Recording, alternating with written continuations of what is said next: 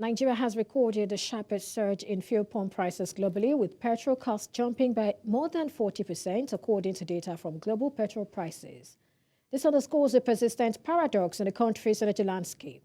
Despite being Africa's largest oil producer, Nigeria remains highly vulnerable to swings in international refined product markets, largely due to structural gaps in domestic refining capacity and pricing frameworks. Crude oil continues to dominate as the world's most vital energy source, accounting for roughly 70% of global demand and driving key sectors from transportation to agriculture. Well, to unpack this, I'm joined by Jide Pratt, COO Iona and Country Manager Trade Grid. Thank you so much for joining us today. Talking to me. Right, Nigeria has emerged as one of the hardest hit, by what's happening in the Middle East. And then when you look at it, Nigeria is a producer, Nigeria is a refiner, Nigeria is an exporter, Nigeria is an importer. I mean, we have all four working for us. It now depends on which is higher. But why is it that when there is any swing, it affects Nigeria instantaneously? Good question. You said a lot of Nigeria is this, Nigeria is that. But sadly, I think we score a lot of own goals. So let's back up a bit. You said something about producing crude oil. Nigeria is one of the largest producers of crude oil. If we talked about gas, Nigeria is one of the highest producers of LNG, of gas. But what seems to happen is that while there's a direct correlation between crude oil prices and refined petroleum products, we seem to have said subsidy was gone, but have not liberalized the market. So I said that to say this. I'll use a typical example, and it's always good to be non-technical so that everybody understands what we're saying. You look at things like jet fuel. There's a pricing window for every product that is sold. So when you buy jet fuel, you don't buy it on the daily prices. You find out that quotes are referenced around the first 15 days of a month and the last 15 days of the preceding month. So I said that to say this. It's all about averages. So let's go back to where we're coming from now, which is why is a crude oil price hitting us immediately. First and foremost, when you sell crude oil internationally, you sell it on what you call open market selling price plus premium. That's one. But these payments are deferred. So it means that if you put an instrument to sell crude oil and the prices are going up, if my payments are deferred for 30 days, why is there an immediate price increment at the pump today? It should also be deferred. Now, I said that to say this. The next thing would be this. If you look at pricing windows, you notice that sometime, maybe about a week and a half or 2 weeks ago, prices went up 3 different times in 2 days. It's an aberration. Ideally, what should happen, and I'll use examples of Kenya. Kenya is not... You're talking local prices. I'm talking local pump prices. So I'm trying to draw a correlation between crude oil prices, which we've said are going up based on Iran, and pump prices, which are the distillate prices. Kenya is the first option, Ghana is the second option, and then the third I'll use will be Cote d'Ivoire. Very quickly, there's a pricing window. So what it means is that every time the regulator says in Kenya that, look, these are the guided prices. It's deregulated, so they're not fixing the prices. But they're fixing what you call a price floor or a price ceiling.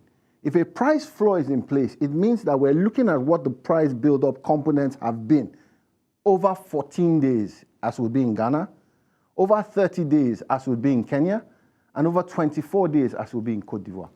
Why do we think they do this? They do this so that there's an average over that period of time. Is this mechanism available here in Nigeria? Sadly, it's not. So if you look at before we removed subsidy, then DPR used to publish a price build-up. And based on that price build-up, it meant that if you had an import permit or whatever you had to sell within that price, and I'll use window. Immediately we removed subsidy, they stopped sharing that data. So what it means is that the person who refines doesn't publish an ex-gate price or an ex-refinery price, but draws a correlation on what they are buying crude oil from, either today or what they will buy it tomorrow. So if they're drawing a price on what they'll buy tomorrow, then it's a replacement cost they're using. They're using the fact that the prices are going to go up or have gone up on the barrel side. The question is that if I've refined 20 days back, what principle should I use? Should I use the principle of replacement cost? Because there's a future price I'm going to bear. Or should I use a sum of an averages so that the effect does not hit the pump price on the day? That is a question the NMDPRA needs to guide. Because we are deregulated and we're liberalized, quote unquote. So what it means is that there needs to be some form of averages so that it doesn't hit the pump price on the day, but hits the pump price over a period of time. That's one. The second thing I would like to say to bring this to a close is that when you look at crude oil, open market selling price, every time that there's tension in the Middle East, it means that as a nation, Nigeria, because we're an oil producer, on the fiscal side, we earn more revenues. The question for the government will now be, why do we not look at if open market selling price is X, and you've gained an arbitrage? This arbitrage not because of doing anything right or wrong, but because there was tension in the Middle East. If that arbitrage is $50 to $60 a barrel, then the question is that, should we at this stage, and let's be clear, I'm not a proponent of subsidy on this pump side, I'm not, and I've never been. But I think on the crude oil side, what it means is that it now should become open market selling price. Instead of plus X, it should be minus X, which means you discount the delta. If the delta is $60 a barrel, then revenue can take 40. And then 20 can go as a discount because you have earned beyond your benchmark. And let's be clear, you have. And maybe they just want to build a buffer for the excess crude account and all of those. Which is also very good. And if you build a buffer, then you need to be accountable. Oh, the purpose of building a buffer is so that you can, put it in place whenever there is a need for it. Absolutely. And now there is a need for it, maybe. So the question would be, what has happened to the buffer since subsidy left in May 2023? Well, state governors are getting more money. Very good. What are they doing with it? Getting the money is not the state governors are getting more money. The center is getting more money. Local governments are getting more money. The question I want to ask is that for me and you, where is the money? Do we see it? Let's backtrack on this whole thing. Is there a sense that the reason we're having this instantaneous, changes is as a result of a gap in, maybe refining competition or something? It's not that. So let's look at the first thing. We'd had no refineries in this country for almost 20 years because the state-owned refineries became moribund.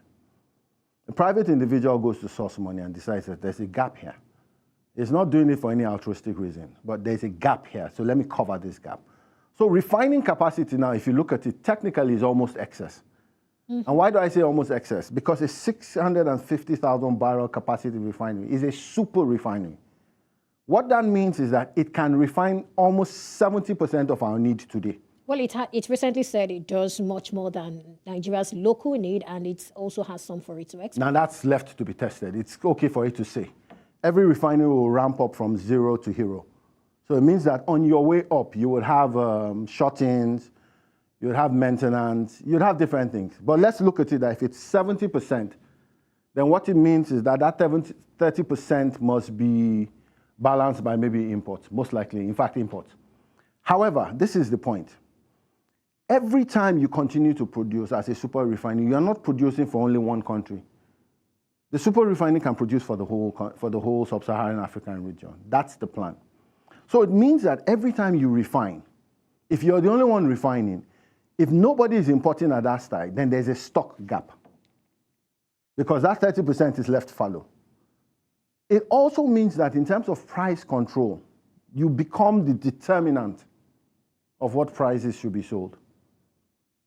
So it's not a refining gap issue anymore because we didn't have refineries. We said competition. We now have, the competition is there, but it's not enough, so it's by size.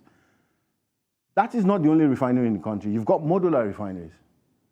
But modular refineries are what they are. They're modular, so they're smaller in size. So they cannot compete with the sheer size of a super refinery. The aim is not to have 50 or 20 super refineries. No, the aim is to have a few refineries in different regions so that in terms of sources of supply, they're closer to proximity of the market. Modular refineries, everybody in that supply chain needs to play their part. So again, it's not because we have lack of refineries. It's because there's no pricing methodology. So if I get you correctly now, all we need to settle all of this is pricing methodology, most likely from NMDPRA, just the way we had with PPPRA and then DPR. I would say so. What we need is some form of price guide. Okay. So if there's a price guide and say these are the indices to change prices, again, we're not determining prices, But we're saying this is the gap, this is the band, either a price floor or a price ceiling. And then going by that, how long should it take before we begin to see the change at the pump? Because when you look at all of this, this is happening every day. Just yesterday, oil prices were north of 100 and over 100, close to 120 thereabout. But just an announcement from Trump made oil prices retreat below $100. So the volatility is such that you would think that a refinery would want to also shield itself. So how long should it take before we begin to see this transmission? So ideally, if you look at a cargo size, if a refinery... We'll close on this in less than 2 minutes. Okay, that's fine. If you look at the cargo size, a refinery that buys crude and ships in her crude from Europe or Middle East, if it takes 14 days, then it means that that is the gap you should be looking at. 14 days. Because that's the time it's going to take you to replace your stock. If it's 20 days, then so be it. But so is Dangote Refinery doing something wrong? And NNPC, are they both doing something wrong by always announcing change? In my opinion, there's nowhere in the world where prices of petroleum products at the pump should change 2 or 3 times in a day. It's an aberration, I'm sorry. All right. Thank you so much for coming on the show and for sharing your thoughts with us. No worries. We'll take a break now, and when we come back, we have one more for you. Stay with us.